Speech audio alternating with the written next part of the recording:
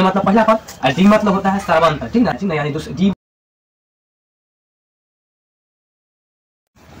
तो hello friends, आपका स्वागत है हमारे इस नए यूट्यूब चैनल लेटेक्स मैथमेटिक्स में। तो दोस्तों आज मैं आपको बताने जा रहा हूँ समांतर श्रेणी के बारे में, जिसके बारे में आपको जीरो लेवल से समझाने वाला हूँ। तो आप लोग ध्यान से अपना कॉपी पेन लेकर के बैठिए। तो यहाँ पर आप लोग ध्यान दीजिएगा बोर्ड पर समांतर श्रेणी। तो देखिए सबसे पहले इसमें हम आपको बताने जा रहे हैं। देखिए सबसे पहले आपको समांतर श्रेणी मतलब समांतर श्रेणी होता क्या है। इसमें सबसे पहले आपको ध्यान देना होगा, जिसमें कोई चीज का नंबरिंग जो होता है उसके अंदर का गैपिंग जो होता है वो समान होना चाहिए, ठीक ना, यानी जिसके बीच का डिफरेंस सर्वांतर जो होता है वो सभी में समान होना चाहिए। अगर जिसका सर्वांतर समान नहीं होगा तो वो एपी में नहीं कराएगा, यानी वो उसका समांतर श्रेणी नहीं होगा, ठीक ना, यानी कि वो समांतर श्रेणी में नहीं है। यहाँ पर सबसे पहले आप समझिए, ऐसे डॉट दिया, इसका कहेगा 10वां पद ज्ञात कीजिए, 10वां पद ज्ञात करिए, ठीक, इस प्रकार से दे सकता है। या फिर अगर मान लीजिए, जैसे मैं आपको फॉर एग्जाम्पल के लिए मैं बता रहा हूँ, फॉर एग्जाम्पल अगर मान लीजिए ऐसे दिया है 1 5 3 2 5 7 9, तो क्या ये एपी में है? तो ये एपी में नहीं होगा। कैसे क्योंकि यहाँ पर इसके बीच अगर डी का मान निकाला जाता है तो इसमें से दूसरा पद में से ना A2, इसको पहला वाला को A1 कहते हैं, दूसरे वाले को A2 कहते हैं, इसमें से हम A1 को घटाएंगे, ठीक। यही आगे भी हम डी निकालेंगे तो यहाँ दूसरा अगला पद में से इसको घटाना होता है, यानी 2 - 3, इसमें हमको करना होगा 5 - 1, इसका मान 4 आया, इसका मान देखिए -1 आ रहा है। तो यहाँ पर आप देख सकते हैं कि दोनों का मान अलग अलग आया है, यानी कि ये समांतर श्रेणी में नहीं है। तो कहने का मतलब ये है कि जो समांतर श्रेणी में रहता है उसका प्रत्येक का अंतर यानी कि डिफरेंस, उसका जो डी का जो मान होता है यानी सर्वांतर, वो सभी का समान आना चाहिए। तो इसका समान नहीं है, यानी कि ये समांतर श्रेणी में नहीं है, ठीक ना, समांतर श्रेणी में नहीं है, क्योंकि इसका डी का मान अलग अलग आ रहा है। तो इसको हम मिटा देते हैं। अब यहाँ पर हम समझेंगे जिसका समांतर श्रेणी सेम आता हो, यानी सबका समांतर श्रेणी सेम आता हो, तो उसका डी का मान, यानी उसका डी का मान अगर सबका सही आ रहा है यानी सेम आ रहा है, यानी कि वो समांतर श्रेणी में है, तभी हम उसका समांतर श्रेणी ज्ञात कर सकते हैं, अदरवाइज वो नहीं निकलेगा, ठीक ना। यहाँ पर देखिए सबसे पहले इसका देखते हैं हम, यहाँ देखो इसको A1 कहेंगे, इसको A2, इसको A3, ठीक ना। यहाँ पर हमको 10वां पद निकालना है, ठीक ना, A2 A3 करेंगे। इसका अंतिम पद नहीं दिया हुआ, अंतिम पद हमको पहले 10वां पद यानी 10वां पद हमको निकालना है। अब यहाँ देखिए इसका डी का मान जो निकालेंगे, तो दूसरा में से पहले का घटा के देखिए, 3 - 1 कितना आ रहा है, 2 आ रहा है। फिर इसमें से अगला में से ना पहले को घटाएंगे, 5 - 3 2 आ रहा है, यानी दोनों सेम आएगा ना, यानी कि ये क्या है, समांतर श्रेणी में है। तो यहाँ पर इस तरह से हम समझ सकते हैं कि जिसका अगर डी का मान सेम रहेगा वही समांतर श्रेणी में होगा, अदरवाइज वो समांतर श्रेणी में नहीं है। इसके लिए 2 फार्मूला होता है। पहला होता है एक होता है पद ज्ञात करने के लिए, ठीक है, एक होता है पद ज्ञात करने के लिए, और एक होता है योगफल ज्ञात करने के लिए। अगर आपको कहीं पर कहे योगफल ज्ञात करें, ठीक ना, तो योगफल ज्ञात करने के लिए, और एक होता है पद ज्ञात करने के लिए। तो योगफल ज्ञात करने, अगर पद ज्ञात करने के सबसे पहले पद ज्ञात करना हो, तो यानी कि आपको अंतिम पद ज्ञात करना हो तो उससे हम क्या कहेंगे, यानी 10वां पद है ना, अगर कहीं पर लिखा रहेगा अंतिम पद ज्ञात करें, यानी अंतिम पद कैमा पद है, तो उसमें हम an या फिर उसको हम tn कहते हैं, ठीक ना, an कहते हैं या फिर tn, अंतिम पद को an या फिर tn, ठीक ना, इस प्रकार से हम समझे an या फिर tn, इसे हम कहते हैं अंतिम पद, ठीक, अंतिम पद। अब यहाँ पर हम समझेंगे पहले an का फार्मूला। an का फार्मूला क्या होता है, an का फार्मूला होता है an का या फिर tn का, ठीक ना, दोनों सेम है। तब an बराबर होता है फार्मूला a + n - 1 × d। अब यहाँ पर हम समझेंगे इसका मतलब होता क्या है। तो पहले हम आपको शुरू में बता दिए हैं, an मतलब होता है अंतिम पद, an या फिर tn, इसका मतलब क्या होता है, अंतिम पद, यानी कई पूरा पद, टोटल पदों की संख्या, ठीक ना, पदों की संख्या, और यानी टोटल पदों की संख्या, नीचे n मतलब होता है पदों की संख्या, n मतलब पदों की संख्या, यानी इसमें कितना पद है, तो इसमें n का मान दिया हुआ है, यानी 10 गो पद है। यहाँ पर देखिए n मतलब पदों की संख्या, और tn मतलब अंतिम पद कौन है, यानी कोई अंक होगा ना, जैसे 1 3 5 7 9 11 13 15 ऐसे करके बढ़ते जाएगा ना, तो सेम टू सेम, यानी वहाँ पर अंतिम पद आपको अपने आप निकल जाएगा। तो ऐसे आप बढ़ाइएगा तो ऐसे में तो ज़्यादा लंबा प्रोसेस बन जाएगा, तो इसके लिए इस फार्मूला का अप्लाई किया गया है। देखिए tn बराबर a + n - 1 × d। यहाँ पर हम आपको समझा दिए हेयर, यानी यहाँ पर, ठीक ना, यहाँ दिया हुआ है आपको ए मतलब होता है जो पहला पद होता है, ठीक है ना। ए मतलब पहला पद, पहला पद मतलब देखिए ये A1 क्या हुआ है, पहला पद है तो इसको हम क्या मानेंगे, ए मानेंगे, ठीक। A2 दूसरा पद हुआ, तीसरा पद हुआ, ऐसे करते करते लास्ट में यहाँ पर nवा पद है, यानी 10 गो पद है, ठीक ना। 10 गो पद है ना, लेकिन अंतिमा पद नहीं दिया है, यानी हमको an भी निकालना है, ठीक। an भी निकालना है ना, ठीक।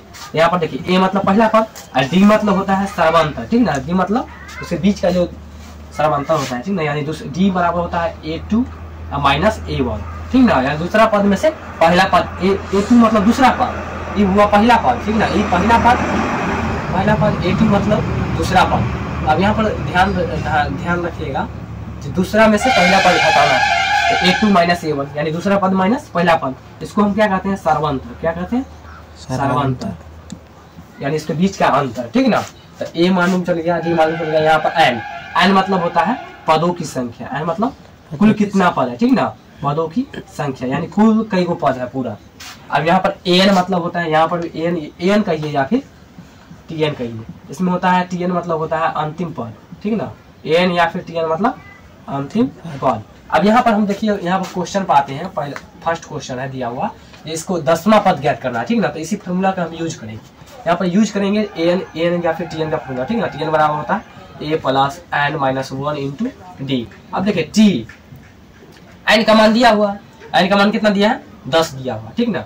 n का मान कितना दिया है, 10। यहाँ पर हम लिख लेंगे a का मान दिया है 1, n का मान दिया हुआ है 10, इसका d का मान जो निकाल लेंगे ना, तो दूसरा में से पहला पद घटा देंगे, तो 3 में से 1 घटा दिए तो कितना है 2। d का मान भी दिया है, n का मान दिया है, a का मान दिया है, ठीक ना। हमको निकालना है क्या, an है, इसे हमको निकालना है, ठीक ना। यहाँ पर हम ध्यान देंगे T10। अब n का मान दिया है 10, अब आगे देखेंगे a का मान दिया है, a का मान देखिए यहाँ पर a पहला वाला पद, a मतलब पहला पद, ठीक ना। 1 दिया है तो 1 लिख देंगे, ठीक। 1 प्लस n का मान दिया है, n का मान दिया है यहाँ पर 10वां पद, 10 गो पद है ना टोटल, तो यहाँ पर n के मान 10 माइनस 1 फॉर्मूला, d का मान दिया है 2 दिया है, तो यहाँ पर 2 को इसमें क्रॉस कर लेंगे, ठीक। अब आगे देखिए T10 का मान निकालना है, यानी 10वां पद कौन होगा, सो अपने आप निकल जाएगा। यहाँ देखिए अब 9 में से 10 में से गया था 9 और गुने 2, अब इधर हो गया 1 प्लस 9 दूनी 18, यहाँ पर T10 का मान निकल जाएगा। यहाँ पर T10 इक्वल टू 18 1 19, यानी 10वां पद कितना होगा, 19 होगा, इसका राइट आंसर, ठीक ना।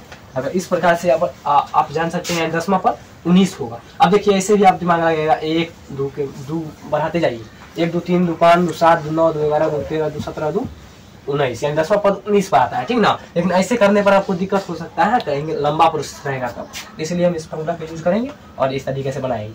तो यहाँ पर आप लोग इस सब का स्क्रीनशॉट ले सकते हैं या फिर इसे आप नोट डाउन कर सकते हैं, ठीक। अभी हम इसको आगे हम और बताने जा रहे हैं, तो इसको पहले हम एक बार हट गए हैं, आप स्क्रीनशॉट ले सकते हैं, इसे आप मिटाते हैं, ठीक ना। अब मान लीजिए यहाँ पर आपको हम n का मान बताए हैं, ठीक ना। यहाँ पर an निकाले है ना अंतिम पद। अगर आपको इसमें दिया रहा है, मान लीजिए क्वेश्चन में आपको दिया रहा है, क्या दिया रहा है, अगर इसमें दिया रहा है तथा इसका योगफल ज्ञात करें, इसका योगफल ज्ञात करें। अगर योगफल भी करेगा ज्ञात करने के लिए, तो योगफल का फॉर्मूला क्या होता है, योगफल का फॉर्मूला होता है, योगफल सूत्र होता है, योगफल को पहले बात कहते क्या है इंग्लिश में, SN, ठीक ना। SN बराबर होता है, SN इक्वल टू होता है, SN equal to n/2 into 2a plus n minus 1 into D. तो ये होता है SN, यानी योगफल सूत्र, SN का फॉर्मूला, ठीक। यहाँ पर हम यहाँ पर ध्यान देंगे SN, n का मान दिया हुआ है, n का मान कितना दिया है 10, n का मान दिया हुआ है 10 बटे 2, आगे देखेंगे 2, a का मान दिया हुआ, a का मान दिया हुआ है कितना 1, a का मान 1 प्लस n का मान दिया हुआ है 10 दिया हुआ है, 10 माइनस 1 इंटू डी के मान दिया हुआ है 2 दिया है ना, 2 लिख देंगे, ठीक।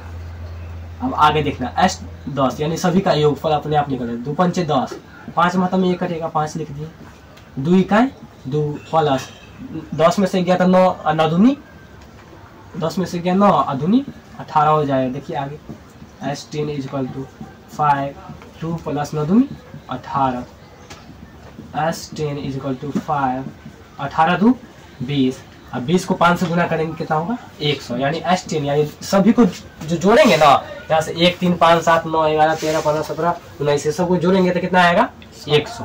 ठीक ना। तो ऐसे में जोड़ने में आपको दिक्कत होगा, इसलिए इस फार्मूला का यूज करेंगे SN = n/2 × 2a + n - 1 × d। और यहाँ पर सब चीज अप्लाई कर देंगे। फार्मूला यहाँ पर है, पूरा चीज दिया हुआ है, इसको यहाँ पर अप्लाई कर देंगे और इस तरीका से हम इसको आसानी वे में इसका बना सकते हैं हमेशा, ठीक ना। यही समांतर श्रेणी में 2 फार्मूला में होता है, ठीक ना। एक SN का फार्मूला, एक TN का। पहले TN फिर SN, TN को EN कहते हैं और SN का फार्मूला यहाँ पर प्रोवाइड यहाँ पर दिया हुआ है, ठीक ना। SN का फार्मूला यहाँ पर दिया हुआ है, TN का फार्मूला, ये आप इस फार्मूले को जरूर नोट करिएगा, ठीक ना। ये आपके बेहद महत्वपूर्ण है, ठीक। यहाँ पर आप लोग ऊपर में भी यहाँ पर ध्यान दीजिएगा। फर्स्ट वाले को पहला पद कहते हैं, सेकंड वाले को दूसरा, ऐसे करके तीसरा। तो फर्स्ट वाली जो पहला पद A1 जो होता है ना, उसी को A कहते हैं। यानी पहला फार्मूला में यहाँ पर जो ऐड किया है ना, A, N मतलब होता है जो तुमको पद अगर दिया रहेगा, जो इतना पद, यानी वो पद दिया हुआ है ना, तो वो हो गया N, ठीक।